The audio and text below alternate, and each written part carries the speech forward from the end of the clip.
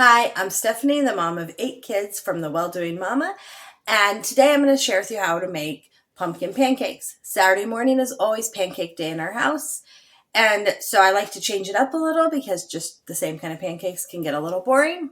And so I'm going to share with you how I make pumpkin pancakes. I do double this recipe because there's a lot of us and we all enjoy having pumpkin pancake leftovers or any pancake leftovers. It's a favorite of my kids. So I'm going to show you how we make these and what they look like when they're done. And here you go. I love these big bowls. Trick for getting big bowls: go after Halloween or during Halloween time, and they'll have them oftentimes for candy bowls.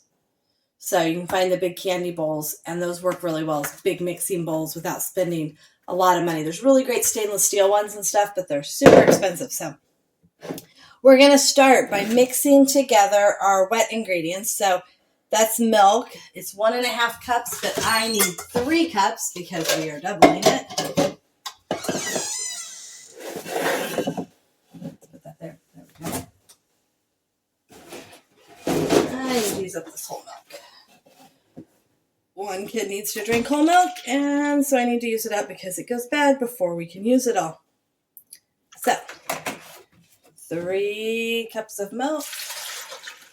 And then the pumpkin. The nice part about doubling this recipe is that you can use the entire can of pumpkin, otherwise you're only using half. But a trick, if you're making a smaller batch, you can freeze that other half of the can.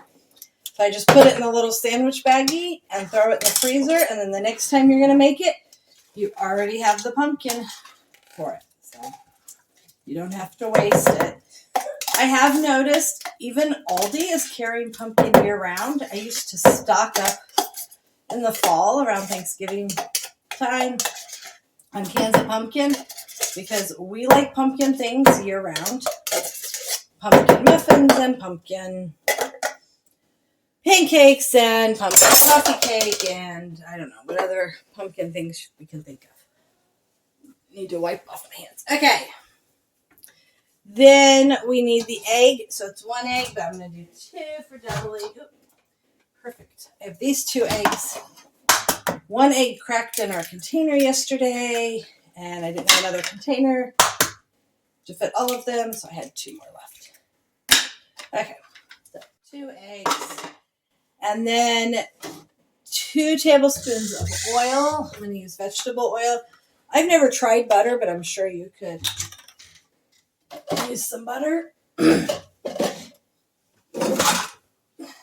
have very odd cabinets and almost no drawers in this kitchen, so I had to get very creative of how to put everything.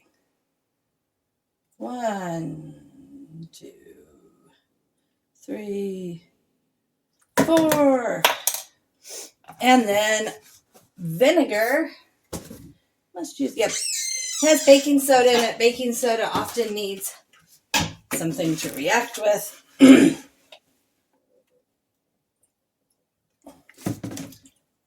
1, 2, 3. Yes, this is a large jug of vinegar because I do science experiments with my children and, well, with children at co-op too, usually. And so I go through vinegar. Okay. Use a towel. Wipe some of that up, and then I'm going to whisk this together. I try to just kind of beat at the eggs first, kind of break them up a little. You can probably use a mixer to do this. One thing about this recipe is it's kind of thick. So, yeah. Makes nice big fluffy pancakes. Okay. That's pretty mixed up. Okay, now we're going to add in the dry ingredients. I'm going to start with the spices so that they can kind of mix in well. I'm going to do a teaspoon for that. Maybe. Okay, so the first one is ginger. It's only half a teaspoon on the recipe, so I just need 1. Ginger can be strong, so. Cinnamon, 2 teaspoons of cinnamon.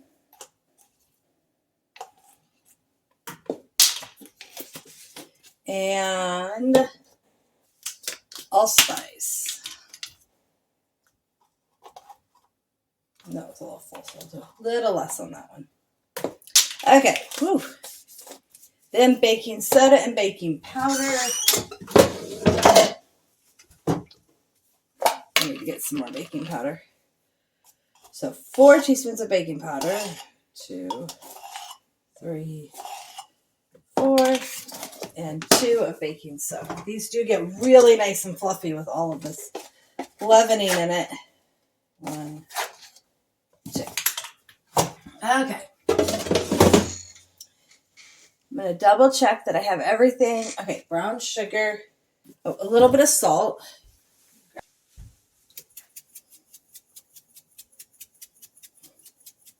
That's probably good. Okay, 3 tablespoons of brown sugar. So I'll put in 6, but pretty nice recipe that does not have a ton of sugar in it. 1, 2, 3, 4, 5, 6. Okay, there's that. I'm also going to whisk all that in. And the reason is, once you add flour, you really don't want to overbeat pancake batter or it gets really tough. So if I mix all that stuff in now, then I can just gently stir in the flour and know that everything else is already mixed in. Okay, done with the whisk. And now I'm going to need 4 cups of flour. 1, 2. I usually do half regular white flour and half whole wheat flour. There used to be, well, it's still there. There's a white, what is it? White whole wheat flour. I can't remember what it was called exactly. But it was a whole wheat flour I really, really liked. However, it's gotten up to being $5+ a bag. And we went through a lot of it. So I've just switched to regular whole wheat flour and mixing half and half. Okay, so I'm going to mix this up. And then I'm going to put it on the griddle, and I'll show you that here in just a minute. I always cook pancakes on a griddle. If I have to cook pancakes in a pan, I will burn them. Fun story, when my husband and I were first married, I burnt the pancakes, and he's like, why is one side burnt and one side not cooked? Well, kind of the way he was used to having pancakes, and so that's what I thought they were. I always enjoyed them, but I guess that wasn't normal. And so you can see this is a really nice thick batter.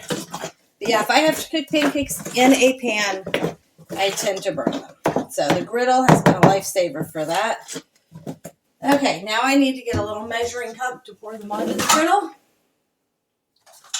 I usually use about 1/4 of a cup one. Okay, so I'm going to go over here, and then I'll move you over here. Okay, so I just spray my griddle. I know that my side by the cord heats the hottest, so I always like to start on the other side of the griddle. And these pancakes, I do like to kind of form them. They don't spread like a lot of pancakes do, so I tend to take time to form them out. So I'll show you in a few minutes what they look like when they're done. Okay, so here are the pancakes on the second side. You wait till they get bubbly and on one side, and then you flip them, and they don't take a terribly long time on the second side. I don't like my pancakes overcooked. My husband likes them a little more done than I do, but that's okay. You can have the next batch. And so then I just put them onto, you can't see that. Put them onto a platter, and then I just do the next batch. My griddle's been well loved, so I do spray in between each batch. And then let me show you what we would have here for my plate, because I'm going to go eat these here in just a second. So, a couple of pancakes, some nice butter on them. Yes, I like a lot of butter on my pancakes. Bananas are really good on them. I don't think I'm going to do that today, but they are really good on them. And some syrup.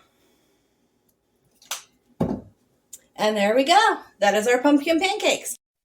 Thanks for joining us today. Please leave a comment if you have something else you'd like me to talk about or you have any questions.